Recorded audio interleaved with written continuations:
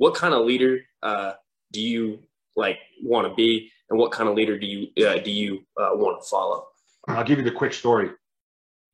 When I was going through my warrant officer board process, it's very thorough, and the group commander ultimately has to give you the okay to go to the warrant course. I did this. I was deployed to Lebanon, so I did it virtually like we're doing now. And he asked me a similar question. He said, Nick, what's your leadership philosophy? And it's not a question that I was ready to answer. I had all this warrant officer lingo ready to go, and it caught me totally off guard. And the answer I gave him was, lead from the front. Don't ask any of my personnel to do anything that I won't do. Lead by example. All stuff that's accurate, right? That stuff is real, and that is important. And he said, okay, yeah, I hear what you're saying. I don't disagree, but I think you can do better than that. That response is something that I would expect out of a second, lieutenant or like an E5. You're a senior E7 that wants to be an SF warrant officer. I think you can do better than that. So I went to the drawing board, man, and I started gathering materials and learning leadership. And prior to that moment, which wasn't that long ago, in my mind, leadership was a talent. Leadership was something that you were born with.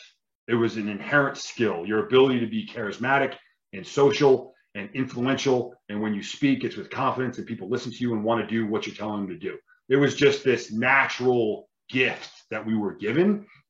And certainly some people have that and some people struggle with that. But leadership is 1000% a skill. It is like learning how to be better at shooting free throws. It's done through practice and deliberate and intentional training. Skill. I did not grasp leadership in that way until that happened. So I started looking into leadership references. And the guy that I landed on, his name is John C. Maxwell. And I won't go too deep into it. I recommend checking it out. You can get a quick grasp of his philosophy just if you just Google John C. Maxwell's 5 levels of leadership. And it just breaks it down very simple, where at the entry level of his model, it's really being a boss, right? And you're telling people what to do, and they're listening to you because they have to, based on the position that you're in, right?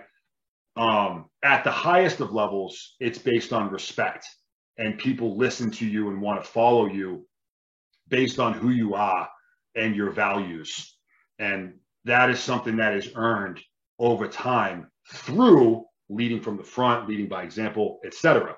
Long story longer is that's what I strive to be, is the type of leader that is able to positively influence those around me based on who I am and what I represent. Understand that every single time you engage with somebody, when you are a leader, a transaction happens. And it's up to you on whether or not that transaction is positive or negative. Either way, you're teaching somebody something. You're either teaching them what right looks like, which is a phrase I don't use very often. You're teaching them something that they want to take away and say, yeah, okay, that's awesome. Not just the concept, but the way it was delivered, the way that it was communicated to me, the vision, the understanding. I am going to take this interaction through this transaction, and I'm going to look to replicate that in the future.